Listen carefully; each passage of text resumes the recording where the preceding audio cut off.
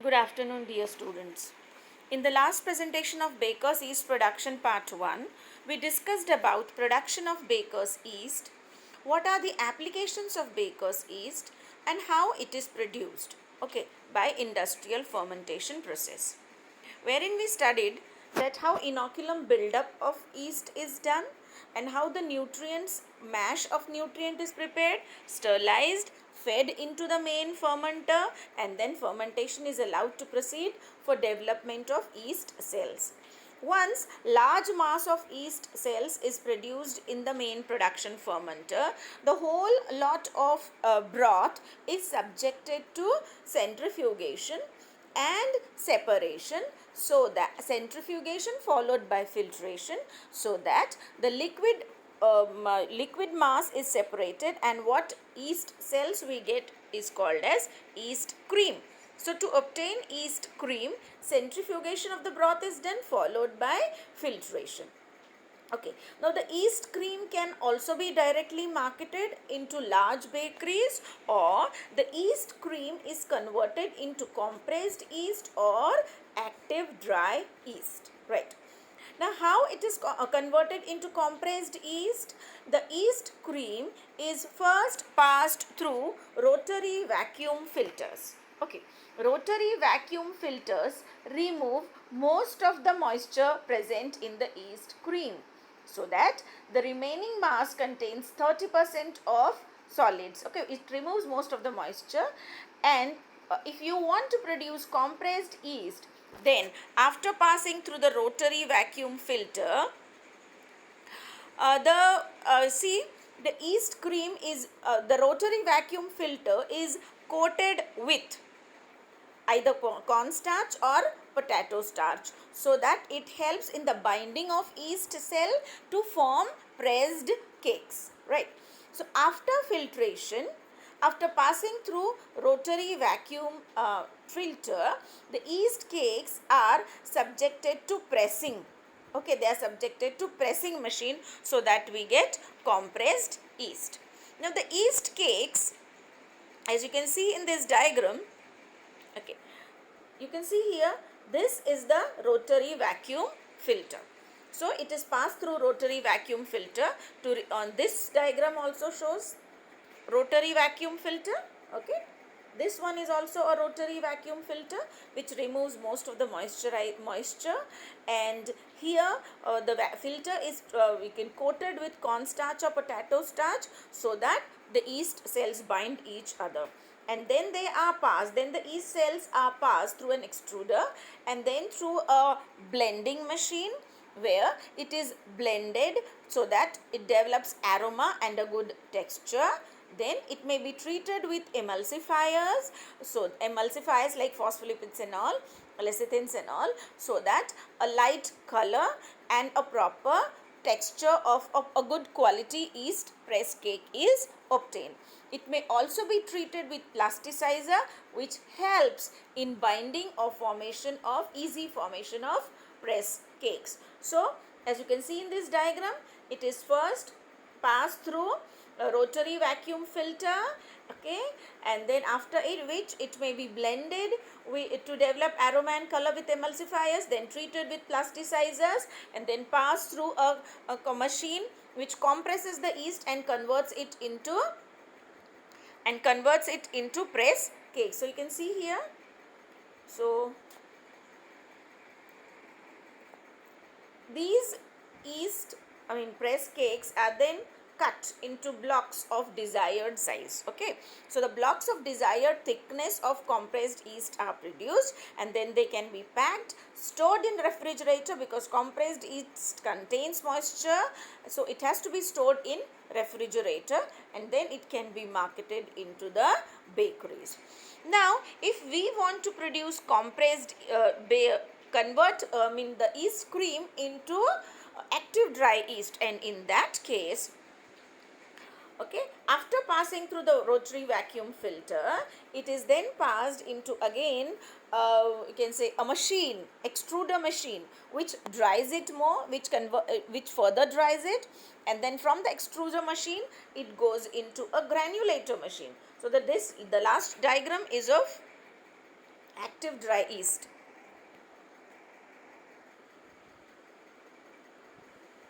So here you can see, okay, so through the you can say rotary vacuum filter, the yeast pressed cakes goes into a further drying machine through an extruder. It then passes into a granulator which converts it into granules where further moisture present in the yeast pressed cake is removed. Okay, so for formation of active dry yeast, after passing through rotary vacuum filter, treating with emulsifiers and plasticizers and all, then it goes to a extruder, then to a granulator machine where it is converted into small granules. As you can see in the lower part, it is converted into small granules. Okay, so it is converted into active dry yeast, which contains still less moisture as compared to compressed yeast. So as you can see in the lower diagram, after passing through the rotary vacuum filter, goes to an extruder and then goes to a drying plant or a drying plant, and then to a granulator where the yeast, small granules of active dry yeast are produced. So this is the diagram of an yeast extruder. The pressed cakes are formed here. They cut into definite sizes to form compressed yeast. If we want active dry yeast, then after rotary vacuum filter, it is further dried. After further drying, converted into small granules by a granulator, packed and marketed. Active dry yeast has a definite shelf life. It need not be stored in refrigerator. It can remain, it has got a long shelf life even at room temperature as compared to compressed yeast. Okay. Now, so let us discuss what is compressed yeast and what is the difference between compressed yeast and active dry yeast. Compressed yeast is more stable and biologically active at very low temperature. Okay, so compressed yeast is stable and remains active when it is stored at low temperature like 5 to 8. Stability of compressed yeast also depends upon the processing conditions. Okay, what was the nitrogen content present and all. Low nitrogen, that is below 7%, low percentage of budding cells. Okay, the nitrogen content should be less, below 7% or more than equal to 7%, and number of budding cells should be very less than 5 to 10%. It will favor, both these will favor the stability of compressed yeast. The moisture content of the compressed yeast is usually more than equal to 8%. It is more than 8%, comparatively higher than active dry yeast. Now, if compressed yeast is stored at room temperature or 20 degree, it will lose its biochemical activity and moisture content, indicating poor shelf life at higher temperature. So, it has to be taken care that when we have compressed yeast, it is to be stored at low temperature so that it remains biochemically active. Okay, so when you store it at room temperature or at 20 degree or above, it will lose its biochemical activity because it has more of moisture and it will lose its activity.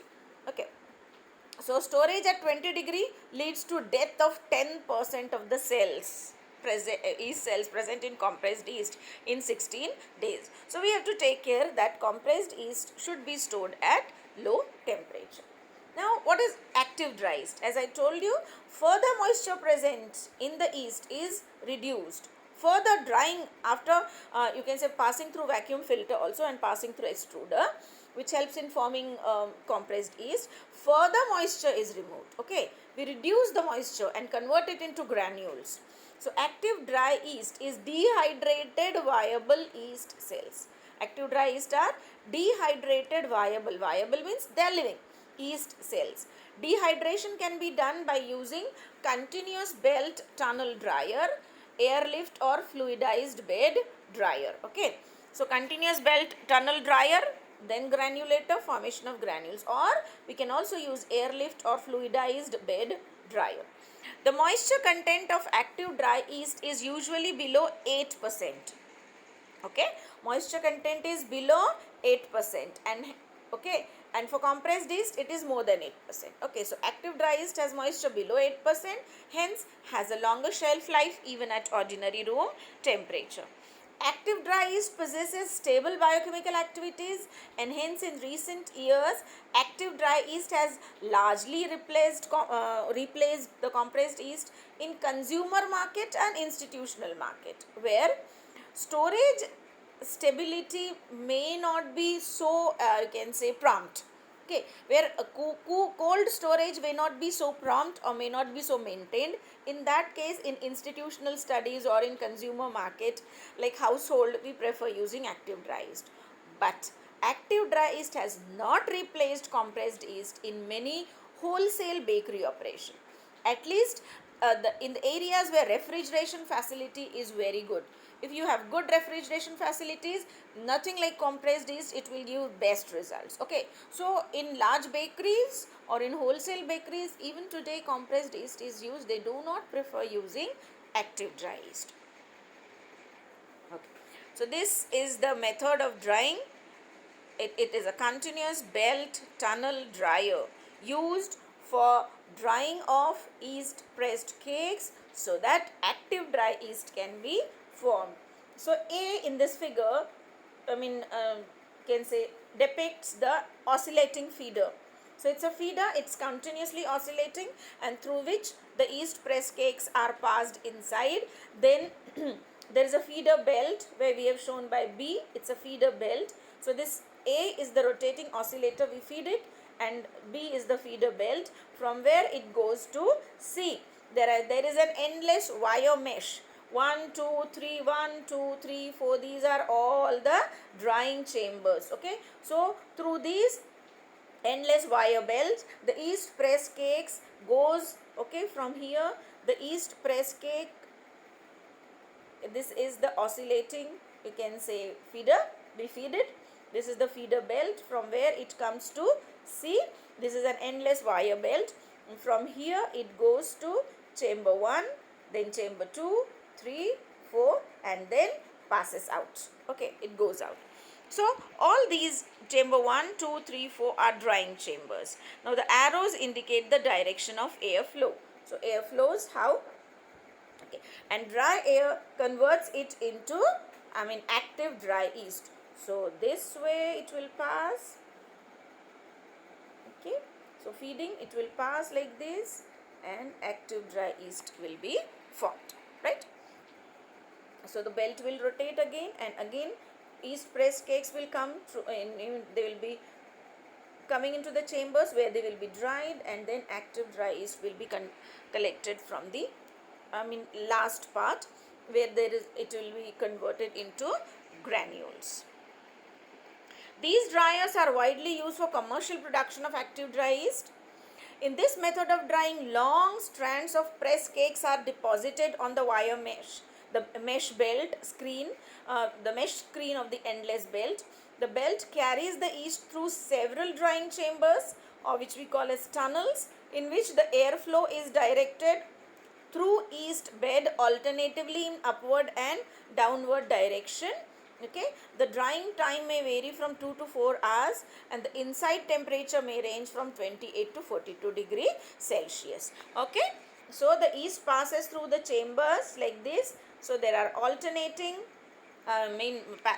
ways by which it is airflow comes, and the temperature may be around 28 to 40 degrees Celsius. Drying time may be 2 to 4 hours, and ultimately the press cakes of yeast are dried, and then a granulator will convert it into a granules. Now another type of dryers that are used for converting the yeast press cake into active dry yeast are airlift or fluidized bed dryers. These dryers have been commercially used for production of active dry yeast in recent years. They can be operated in batches or in a continuous process. The drying period of these dryers varies from, it's very short as compared to continuous belt tunnel dry. It's usually 1 to 2 hours, because they permit the use of more finely granulated yeast press cakes. Okay. So more finely granulated yeast press cakes are fed into the fluidized bed dryer. So within 1 to 2 hours, already dried yeast press cakes are converted into granules of, that is active dry yeast. The final moisture may be below 7%. Yeast dried in such type of dryers can be easily stored at room temperature without losing its biochemical characteristics. Okay, so that is all. These are the all machineries and all which are used for production of compressed yeast and active dry yeast. Okay, so that is all about Baker's yeast production part 2, where we have studied what is the difference between compressed yeast and active dry yeast.